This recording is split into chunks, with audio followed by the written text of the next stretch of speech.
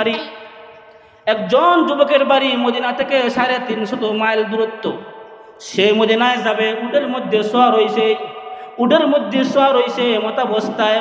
রাস্তা অতিক্রম করতে করতে সে ক্লান্ত হয়ে গেছে।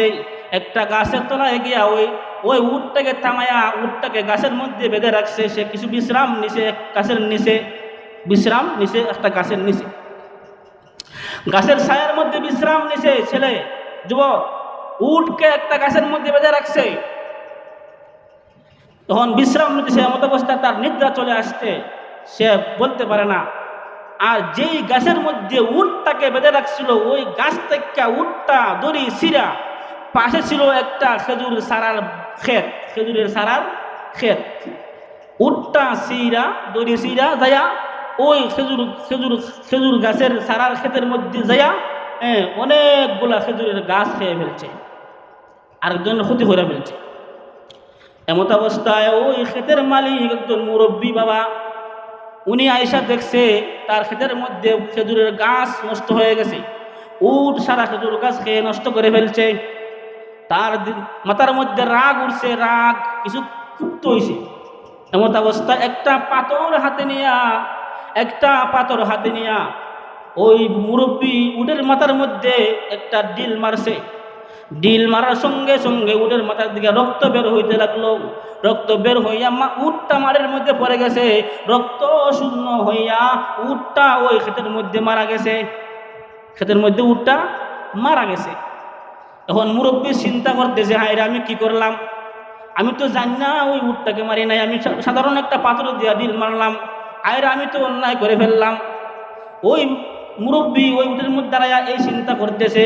যুবকের ঘুম সারছে, নিদ্রা তো যখন জাগ্রত হইয়া দেখে উট গাছের মধ্যে নাই। যে গাছের মধ্যে বেঁধে রাখছিল ওই গাছের মধ্যে উটটা নাই। ওই উটটা তালাশ করতে করতে গিয়া দেখছে একটা খেজুরের ক্ষেতের মধ্যে উটটা পড়া অবস্থায় আছে, মইরা পড়ে গেছে। ওই মুরব্বী ওই উটের কাছে দাঁড়ানো অবস্থায় আছে। যুবক জিজ্ঞাসা করেছে, হে চাচা, আমার উটটাকে কে মারছে? মুরব্বী বলতেছে, বাবা, আমি তো অন্যায় করে ফেলেছি, আমি তো জানি না তোমার উটটাকে মারি নাই। তোমার উটটাকে আমি জানি না মারি নাই। আমার ক্ষেতকে নষ্ট করে ফেলেছে, এজন্য আমি একটা পাথর দিয়া ওই ডিল মারছিলাম। এমন অবস্থায় মাথার মধ্যে পড়েছে, আর উটটা যে মরে যাবে আমি তো জানি না। এখন যুবকের মাথার মধ্যে রাগ উঠছে।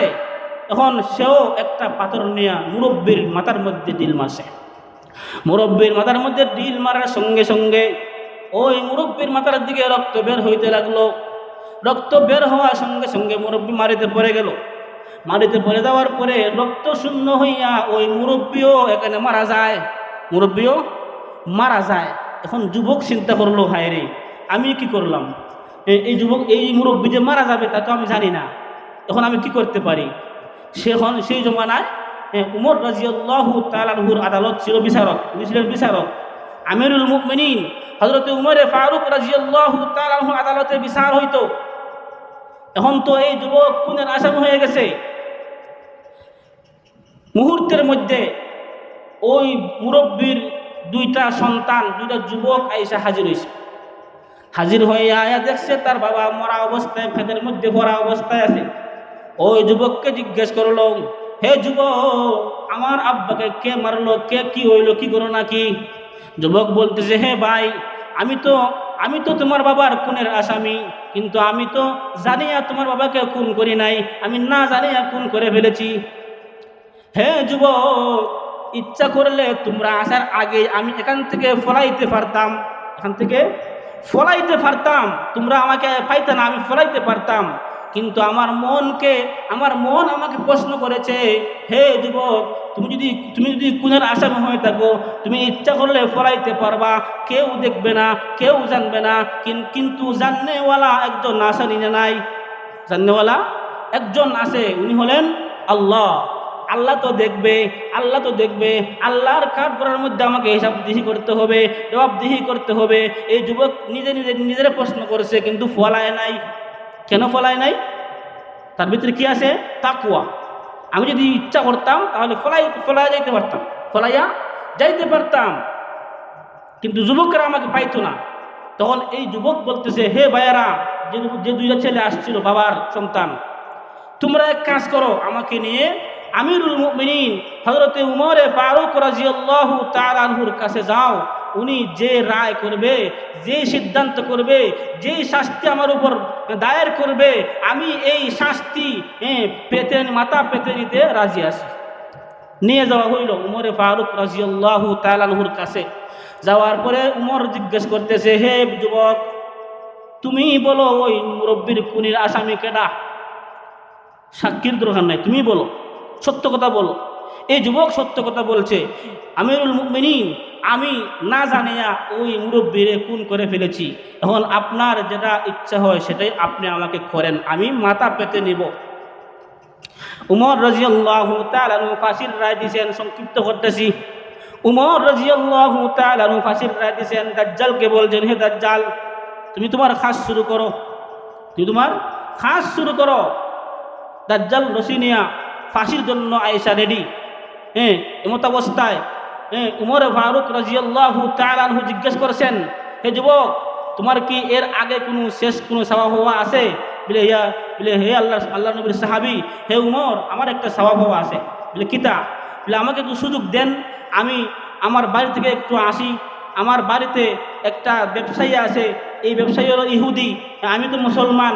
এই ব্যবসায়ী হলো ইহুদি, এই ইহুদির দোকান থেকে আমি কিছু মালামাল আনতাম, বাকি কিছু টাকা আছে, ওই টাকাটা আমি দিয়ে আসি। আর যদি টাকাটা না দেই, আসরের মাঠে আমাকে আটকাবে। আর একজনের হক আটকাইলে, হক নষ্ট করলে আটকাবে না? আটকাবে। এখন উমরে ফারুক রাদিয়াল্লাহু তাআলা আনহু তাকে সুযোগ দেয় নাই। বলছে, তুমি যদি সুযোগ নিতে হয় তাহলে তুমি একজন জামিনদার দেয়া যাও। যুবক বলতেছে, আমার তো এই মদিনায় কোনো আত্মীয় স্বজন নাই, কোনো লোকজন নাই, আমার কোনো আপনজন নাই, আমার বাবা ভাই ব্রাদার কেউ নাই, আমার তো জামিন কেউ হবে না, আমার কেউ জামিন হবে না। তখন উমর রাদিয়াল্লাহু তাআলা আনহু বললেন, তাহলে ঠিক আছে, তোমাকে সুযোগ দেওয়া হবে না, তুমি তো গেলে আর আইতা না, তুমি গেলে আর নাও আসতে পারো, এজন্য তোমাকে সুযোগ দেওয়া হবে না, তোমাকে ফাঁসির কাস্টে ঝুলানো হবে। যুবক রাজি হয়ে গেছে, ঠিক আছে, আমাকে এই মুহূর্তে ফাঁসির কাস্টে ঝুলিয়ে দেন। এমত অবস্থায় আল্লাহর নবীর এক সাহাবী আয়েশা চিক মারছে, হাঁক মারছে, হে দাজ্জাল, থামো থামো, তোমরা ফাঁসি দিবা না, এই মুহূর্তে তোমার এই যুবককে ফাঁসি দেবা না, আমার ভাইকে ফাঁসি দেবা না। এই সাহাবী কেডা? হযরতে আবু যর গফারি রাদিয়াল্লাহু তাআলা আনহু। আয়েশা ওই যুবকের জামিনদার হইছেন। জামিনদার হওয়ার পরে ওই যুবককে আবু যর গফারি রাদিয়াল্লাহু তাআলা আনহুকে উমর জিজ্ঞেস করেছেন, হে আবু যর, তুমি খার জামিনদার হইছো, তুমি চিন্তা কইরা হইছো নি? বলে, হ্যাঁ, আমি চিন্তা কইরাই হইছি। আচ্ছা ঠিক আছে যুবক, তুমি যাও তোমার বাড়িতে, তুমি তোমার খাস সাইরে আসো, শুক্রবারে জুম্মার আগে আসবা। কিন্তু শুক্রবারে জুম্মার আগে আসার কথা, যুবক তো আর আসে নাই। আর এখানে বলা হয়েছে, যদি যুবক না আসে তুমি আবু যরকে ফাঁসির কাস্টে ঝুলানো হবে। এই মুহূর্তে যুবক আসে না, অপেক্ষা করতে করতে যুবক তো আর আসে নাই, না আসাতে পুলিশ বাহিনী পাঠায় দিয়েছেন আবু যর রাদিয়াল্লাহু তাআলা আনহুর বাড়িতে, আবু যরকে নিয়ে আসো, আবু যরকে এই যুবকের বদলা ফাঁসির কাস্টে ঝুলানো হবে। আবু যর আসছেন, পুলিশ বাহিনী নিয়ে আসছে। আয়েশা যখন ফাঁসির কাস্টে ঝুলাইছে, এমত অবস্থায় দেখা যায় দূরত্ব রাস্তা, দুলা বালি উড়াউড়ি করতেছে। একজন বলতেছে, হে থামো, হে দাজ্জাল থামো, ওই যে দুলাবালি দেখা যায়, মনে হয় যুবক আসতেছে, মনে হয় যুবক আসতেছে। অপেক্ষা করা হয়েছে, মুহূর্তের মধ্যে যুবক হাজির হয়েছে।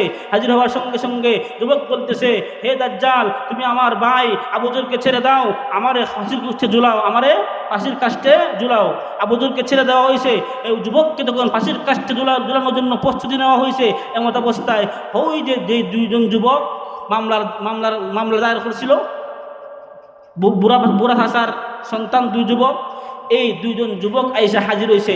আয়া বলতেছে, হে দাজ্জাল থামো, এই যুবককে তোমরা ফাঁসির কাস্টে ঝুলাবে না, আমার বাবাকে সে খুন করেছে, সে জানিয়া খুন করে নাই। যেই যুবক ইচ্ছা করলে সেখান থেকে ফলাইতে পারতো, যখন সুযোগ দিছে আমিরুল মুমিনিন, এমত অবস্থায় সে ফলাইতে পারতো, কিন্তু সে ফলায় নাই। এর দ্বারা প্রমাণ হচ্ছে যে এই যুবক আমার বাবাকে ইচ্ছা হয়ে খুন করে নাই। হে যুবক, হে দাজ্জাল, তুমি এই যুবককে ছেড়ে দাও, আজ থেকে আমরা 2 ভাই, আর এই যুবককে নিয়ে আমরা 3 ভাই। বলেন সুবহানাল্লাহ, আমরা 3 ভাই। বাচ্চেনি আল্লাহ বাঁচাইছেনি, বাঁচাইছে কি কারণে বাঁচাইছে? তার দিলের মধ্যে কি আসিল? তাকওয়া আসিল। এজন্য আল্লাহ বলেন ওয়া কানু ইয়াত্তাকুন, তোমরা পরহেজগারি অর্জন করো, তাকওয়া অর্জন করো। তাকওয়া অর্জন করলে আল্লাহ বলেন ওয়ালিমান খাফা মাকামা রাব্বিহি জান্নাতান, দুইটি জান্নাতের মালিক আল্লাহ বানায়া দিবেন। কয়টি জান্নাতের মালিক? দুইটি জান্নাতের মালিক আল্লাহ বানায়া দিবেন। যদি তোমরা এই দুনিয়ার মধ্যে আল্লাহরে ভয় করতে পারো, তাকওয়া অর্জন করতে পারো, গুনাহ থেকে বাঁচা থাকতে পারো, তাহলে আল্লাহ বলেন ওয়ালিমান খাফা মাকামা রাব্বিহি জান্নাতান, দুইটা জান্নাতের মালিক আল্লাহ বানায়া দিবেন। এই দুইটা জান্নাতের মালিক হতে চাই আমরা। তাহলে দুইটা কাজ, একটা হলো ঈমান ঠিক রাখতে হবে, 2 নম্বর হলো তাকওয়া অর্জন করতে হবে। তাহলেই আল্লাহকে ভয় করিয়া দুনিয়ার মধ্যে জীবন যাপন করতে হবে। তো ভাই এই পর্যন্ত রাখলাম। আল্লাহ তাআলা যেন আমাদের সবাইকে তাকওয়া অর্জন করার তৌফিক দান করেন।